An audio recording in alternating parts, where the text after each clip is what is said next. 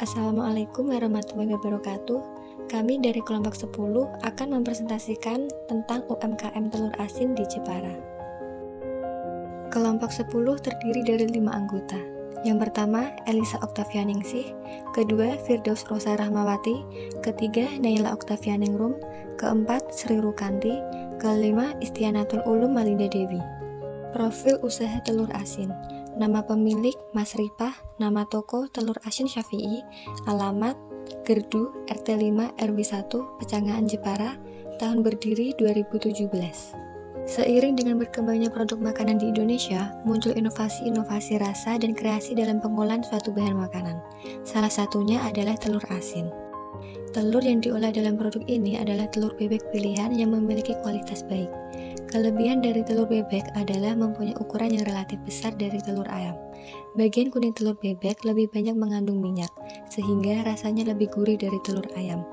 Telur bebek juga mempunyai kulit yang lebih tebal, sehingga tidak mudah retak atau pecah saat proses pengasinan dan bisa bertahan lama. Selain itu, pori-pori yang ada pada telur bebek juga lebih besar, sehingga garam dan aneka rasa bisa lebih mudah menyerap ke dalam telur. Kunci kesuksesan dalam usaha ada 3 segi. Yang pertama dari segi harga. Harga telur asin yang dijual Rp3.000 per butir. Konsumen akan mencari dan memilih harga yang dapat dijangkau. Dari segi pelayanan, setiap konsumen yang berbelanja tidak hanya mencari dan membeli produk yang dibutuhkan, namun konsumen juga menginginkan pelayanan yang baik dan memuaskan. Yang terakhir ada segi halal. Produk dapat dipastikan halal karena bahan-bahan yang digunakan adalah bahan yang halal. Alat dan bahan pembuatan telur asin. Alat terdiri dari ember plastik, amplas, kompor, dan panci. Sedangkan bahan terdiri dari telur bebek, garam, bubuk batu bata, dan abu gosok. Proses produksi telur asin bisa dilihat di slide berikut ini. Analisis SWOT, strength atau kekuatan. Yang pertama, proses pembuatan telur asin cukup mudah dan sederhana. Yang kedua, kualitas tekstur dan rasa telur asin yang khas dan unik. Yang ketiga, produk terjamin kehalalannya. Yang keempat, produk bisa bertahan lama sampai 1 bulan. Weakness atau kelemahan. Yang pertama, kurangnya promosi atau periklanan.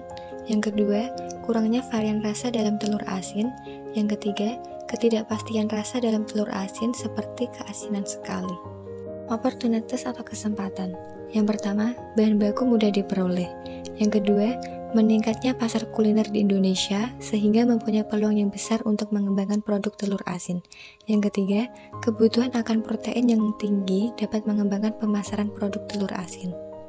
Threats atau ancaman. Yang pertama, harga bahan baku telur bebek yang tidak stabil.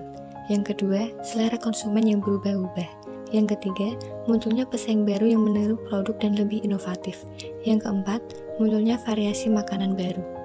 Analisis pasar. Dari segi segmentasi, bisa dilihat di slide ini. Dan dari segi targeting dan positioning, bisa dilihat di slide ini.